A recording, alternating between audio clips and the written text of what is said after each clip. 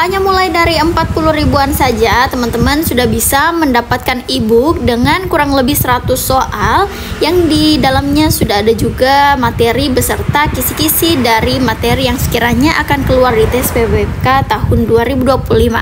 Oke teman-teman semua, jadi ini ebook terbaru ya dari Mars Entertainment yang sudah kami update. Jadi bagi teman-teman yang merasa tidak cukup dengan hanya mendapatkan ebook, teman-teman bisa banget untuk mengambil juga paket tryout seharga Rp60.000 saja.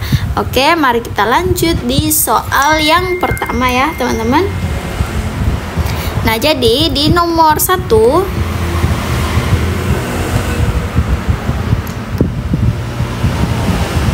di nomor 1 ini tentang menerima dan memeriksa sarana dan prasarana. Nah, bentuk soalnya itu seperti ini ya teman-teman. Oke, jadi soalnya ialah saat menerima sarana dan prasarana, langkah pertama yang harus dilakukan adalah seperti biasa. Di sini ada 5 pilihan jawaban yang akan kita seleksi ya teman-teman. Nah, di bagian A, mencatat barang yang diterima. Jadi pencatatan yang dilakukan setelah memastikan kelengkapan dan kesesuaian dokumen. Jika dokumen itu belum diperiksa, maka pencatatan bisa salah atau tidak valid ya teman-teman. Jadi saat menerima prasarana, langkah pertama yang harus dilakukan itu bukan seperti ini dulu ya teman-teman. Oke, jadi lanjut lagi di bagian kedua, pilihan kedua, memeriksa kelengkapan dokumen. Jadi memeriksa kelengkapan dokumen itu merupakan langkah pertama yang wajib dilakukan. Karena mengapa? Dokumen ini itu menjadi acuan untuk menerima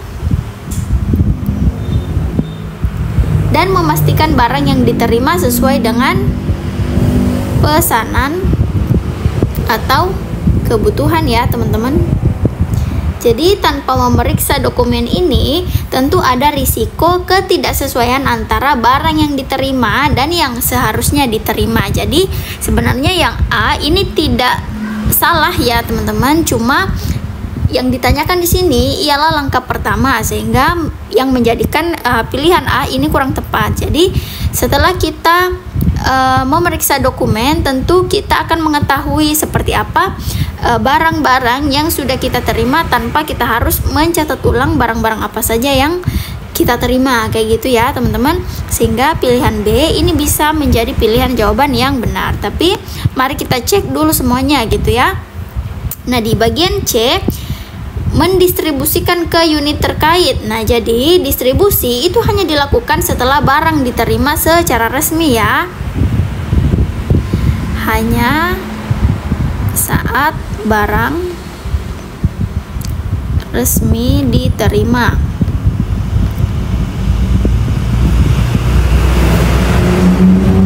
Dan pastinya sesuai dengan dokumen yang tadi gitu ya. Jadi langkah yang ada di bagian C ini itu berada di tahap akhir ya teman-teman, bukan di tahap awal, karena memang yang ditanyakan ialah langkah pertama atau langkah awal ketika kita menerima sarana dan prasarana. Kemudian yang bagian D, menyimpan barang. Jadi penyimpanan barang itu dilakukan setelah barang diterima dan diperiksa, bukan sebagai langkah pertama ya teman-teman. Jadi menyimpan barang tanpa memeriksa dokumen itu dapat menyebabkan potensi masalah jika tidak terjadi kesesuaian atau bisa menimbulkan kesalahpahaman gitu ya.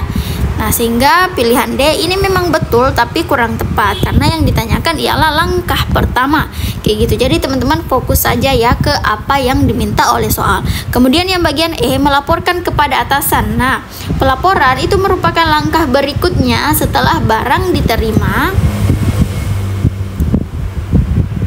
dan didokumentasikan bahwa barang tersebut sudah diterima dengan baik dan lengkap. Jadi tidak masuk akal jika kita akan melapor sebelum dokumen berisi list barang-barang itu diperiksa dan setelah semua prosesnya selesai gitu ya teman-teman.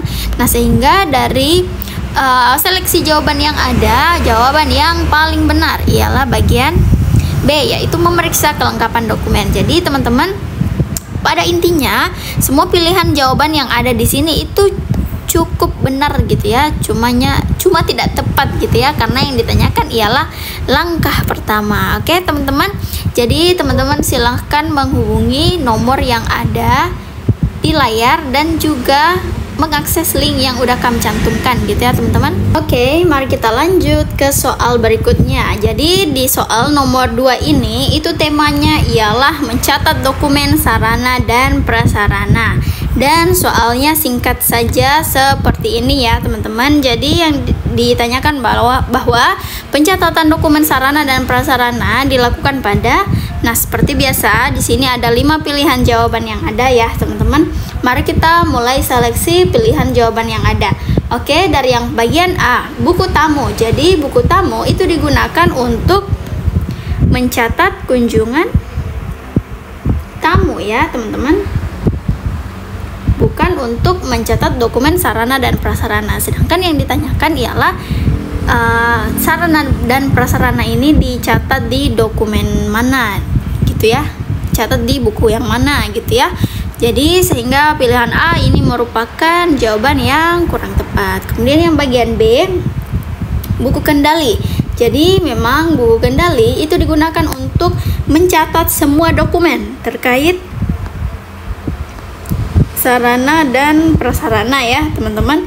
Jadi penerimaan barang, penggunaan dan distribusi barang itu dicatat di buku kendali. Jadi buku kendali itu merupakan referensi utama untuk memastikan alur pengelolaan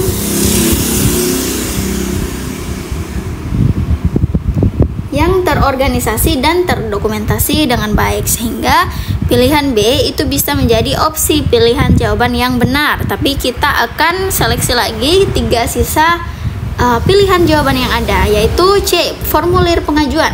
Formulir pengajuan ini digunakan saat mengajukan permintaan barang. Permintaan barang sarana dan prasarana ya teman-teman. Sedangkan di sini ialah pencatatan dokumen sarana dan prasarana. Jadi pilihan C ini masih kurang tepat ya. Kemudian yang bagian D, laporan bulanan. Jadi laporan bulanan itu merupakan dokumen yang berisi rangkuman aktivitas selama sebulan ya. Namanya juga laporan bulanan. Jadi semua laporan termasuk penggunaan sarana dan prasarana, kemudian dan lain-lainnya, tetapi bukan pencatatan harian. Kemudian yang terakhir, notulen rapat. Notulen rapat itu merupakan dokumen yang mencatat hasil atau pembahasan sebuah rapat gitu ya, sehingga ini tidak relevan dengan pencatatan sarana dan prasarana yang ditanyakan. Sehingga dari penyeleksian pilihan jawaban yang ada, maka pilihan jawaban yang benar ada pada bagian B, yaitu buku kendali. Oke teman-teman, sekali lagi aku infoin ke teman-teman semua, untuk kalian yang mau mendapatkan ebook yang berisi kisi-kisi, kemudian materi sesuai kisi-kisi yang disertai dengan 100 soal yang disertai kunci jawaban dan pembahasan jawabannya, teman-teman bisa menghubungi kami, menghubungi admin kami di nomor yang sudah tertera atau mengunjungi link kami gitu ya. Oke teman-teman semua, sampai jumpa di video berikutnya.